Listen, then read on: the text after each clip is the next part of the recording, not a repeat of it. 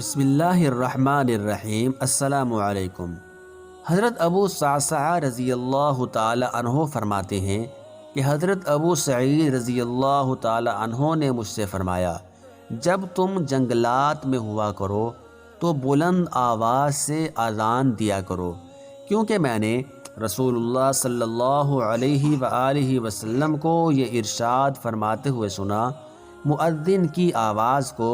جو درخت، مٹی کے ڈھیلے، پتھر، جن اور انسان سنتے ہیں، وہ سب قیامت کے دن مؤذن کے لیے گواہی دیں گے۔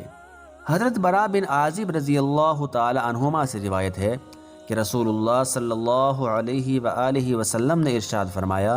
بلا شبہ اللہ تعالیٰ اگلی صف والوں پر رحمت بھیجتے ہیں، فرشتے ان کے لیے دعائے رحمت کرتے ہیں، اور مؤذن کے اتنے ہی زیادہ گناہ معاف کیے جاتے ہیں جتنی حد تک وہ اپنی آواز بلند کرے۔ جو جاندار اور بے جان اس کی اذان کو سنتے ہیں، اس کی تصدیق کرتے ہیں، اور مؤذن کو ان تمام نمازیوں کے برابر اجر ملتا ہے جنہوں نے اس کے ساتھ نماز پڑھی۔